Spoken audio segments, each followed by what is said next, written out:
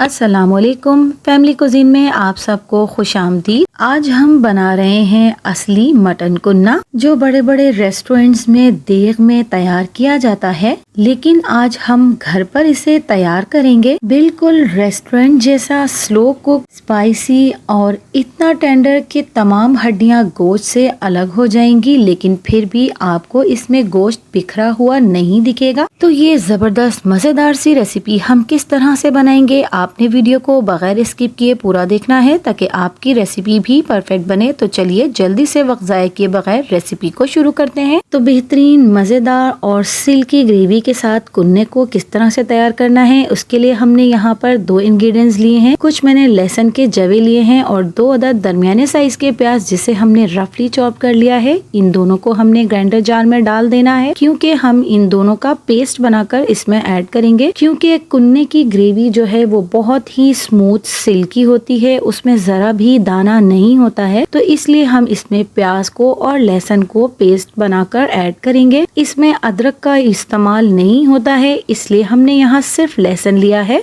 थोड़ा सा पानी डालकर हमने इन दोनों चीजों का पेस्ट तैयार कर लिया है। अब हमने इसके लिए वो बर्तन लेना है जिसमें ये रिवायती तौर पर पकाया जाता है, यानी कि मिट्टी की हांडी। मिट्टी की हांडी में हम हाफ कप घी का ऐड करेंगे और जो गोश्त हमने लिया है चिकना और हड्डी वाला, तकरीबन 1 किलो के करीब, वो हम इसमें ऐड कर देंगे।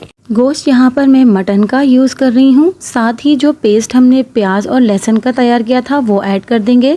1 टेबल स्पून लाल मिर्च पाउडर, हस्बे जायका नमक ऐड करेंगे। 1 टेबल स्पून हल्दी पाउडर ऐड करेंगे।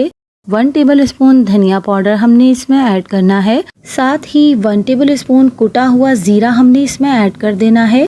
1 कप पानी फिलहाल हम इसमें ऐड करेंगे और अच्छी तरह से इन तमाम चीजों को हमने मिक्स कर लेना है। कुन्ना प्रोफेशनली तौर पर जब पकाया जाता है तो वो मिट्टी के बर्तन में ही पकाया जाता है। असल में मिट्टी के बर्तन को कुन्ना कहा जाता है, इसीलिए इस रेसिपी को कुन्ने का नाम दिया गया है। ये रेसिपी निहारी से सिमिलर है, बहुत करीब करीब होती है, इसकी ग्रेवी उससे बहुत मिलती जुलती है। तो यहाँ पर अब हम इसे 3 से 4 मिनट तक के लिए भूनेंगे। इस तरह भूनने से ये होगा कि आपकी ग्रेवी जो है वो एकदम स्मूथ से टेक्सचर में आ जाएगी और तमाम चीज़ें जो कि हमने पीस कर इसमें ऐड की थी वो सब इसमें मिक्स हो जाएंगी। तो यहाँ पर हमने 3 से 4 मिनट तक इसको भून लिया है। अब हमने इसको गलाने के लिए इसमें 2 कप पानी ऐड करना है। 2 कप पानी ऐड करने के बाद हम इसे ढककर स्लो आंच पर तकरीबन 3 से 4 घंटे तक बिना स्पून चलाए पकाएंगे। तो जब तक ये स्लो आंच पर पक रहा है, हम इसकी ग्रेवी को गाढ़ा करने के लिए आटा तैयार कर लेते हैं। 1.5 टेबल स्पून मैंने आटा लिया है और इसमें हाफ कप पानी ऐड कर रही हूँ। अच्छी तरह से इन दोनों चीजों को हमने मिक्स कर लेना है। ख्याल रहे कि इसमें गुठलियां बिल्कुल भी नहीं होनी चाहिए आटे की। अगर तो हमारे इस आटे के मिक्सचर में लम्स रह गए तो हमें कुन्ने की वो स्मूथ और सिल्की ग्रेवी नहीं मिलेगी जो कि अमूमन होती है। तो यहाँ पर गोश्त को पकते हुए तकरीबन 3 घंटे कंप्लीट हो गए हैं। बहुत ही स्लो आंच पर हमने इसको पकाया है और आप देख सकते हैं कि बोटियां इसकी बिल्कुल भी टूटी नहीं है, हड्डियों से अलग नहीं हुआ है, बिल्कुल नरम हो चुका है गोश्त। मैं आपको यहाँ पर दिखा देती हूँ, एकदम रुई की तरह ये गल चुका है। लेकिन चूंकि इसके दौरान पकाने के दौरान हमने स्पून नहीं चलाया है, इस वजह से इसका रेशा अलग नहीं हुआ है। यही खासियत है इसको पकाने की। तो आपने भी इसी तरीके से इसको पकाना है और आप देख सकते हैं कि हड्डियां बिल्कुल गोश्त के साथ लगी हुई हैं। अब हमने जो आटे का मिक्सचर तैयार किया था वो सारे का सारा इसमें ऐड कर देना है और बहुत ही एहतियात के साथ बोटियों को तोड़े बगैर आपने इसको मिक्स करना है और इसको पका लेना है। फौरन से आपने इसमें स्पून को चलाना है। अगर आप स्पून नहीं चलाएंगे तो इसके अंदर आटे की गुठलियां बन जाएंगी और एक तरफ आटा इकट्ठा हो जाएगा। तो इसीलिए हमने इसमें एहतियात से स्पून को चलाते रहना है। आटा मैंने यहाँ पर लाल आटा लिया था, वही इसमें बहुत बेहतरीन रहता है। इसकी तैयारी बिल्कुल निहारी से मिलती जुलती लग रही होगी आपको। इसे निहारी की बहन भी कहा जाता है